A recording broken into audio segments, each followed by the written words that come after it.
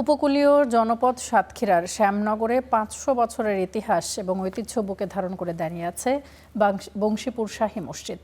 পুরনো ইসলামী স্থাপত্যের অনন্য নিদর্শন হলেও এখনও এটি প্রত্নতত্ত্ব অধিদপ্তরের তালিকাভুক্ত হতে পারেনি।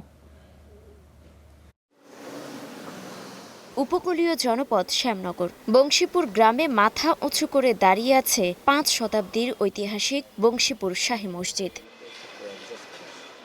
স্থানীয়ভাবে এটি পরিচিত টেঙ্গা মসজিদ নামে।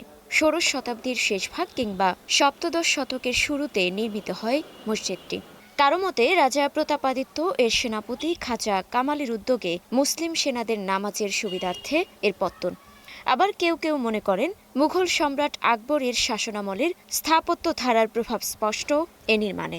বাপ-দাদারা যা দেখে গিয়েছে আমরাও তাই দেখি। তো আগে ছিল নোংরা মতো, এখন আস্তে আস্তে অনেকটা ভালো হয়েছে। মসজিদটাই ভরাট করা ছিল, পরে মাটি কেটে বাইর করে যখন হিন্দুস্তান পাকিস্তান ছিল তখন ওই মসজিদটা মাটি কেটে বাইর। আমি এখান থেকে ছাত্র, এখান থেকে লেখাপড়া শেষ করে এখানে খেলমতে আছে। সম্রাট আকবরের আমলে প্রতিষ্ঠিত, কিন্তু আমার আসলে পূর্বপুরুষ বা আমার দাদা বাপদের কাছে শুনেছি যে এটি সঠিক ইতিহাস আসলে তারাও সঠিকভাবে জানে না।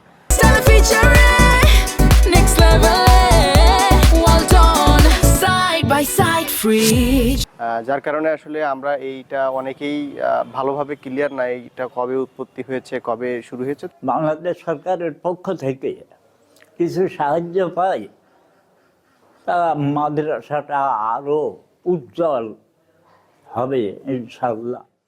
১৩৩ ফুট দৈর্ঘ্য ও ৩২.৫ ফুট প্রশস্ত এই মসজিদে রয়েছে ৫টি গম্বুজ, অলংকৃত মেহরাব, খাঁজকাটা দরজা ও কারুকাজ খচিত দেয়ালে স্পষ্ট মুঘল স্থাপত্যের ছাপ। দীর্ঘ সময় পুরো কাঠামো মাটির নিচে চাপা পড়েছিল। ২০ দশকের শুরুতে স্থানীয় মুসল্লিরা এটি আবিষ্কার করেন। পরে কয়েক দফা সংস্কার হলেও পরিকল্পনাহীনতায় হারিয়ে যায় অনেক মৌলিক সৌন্দর্য। প্রতিদিন ৫ ওয়াক্ত নামাজ ও জুমার নামাজে মুসল্লিদের ঢল নামে এখানে। অতুলনীয় স্থাপত্য ও ঐতিহাসিক গুরুত্ব থাকা সত্ত্বেও এখনও প্রত্নতত্ত্ব অধিদপ্তরের তালিকাভুক্ত কোনো পুরাকীর্তি নয় বংশীপুর শাহী মসজিদ। স্থানীয়দের দাবি, সংরক্ষণের আওতায় আনতে এর রাষ্ট্রীয় স্বীকৃতি জরুরি। Desk report, star news.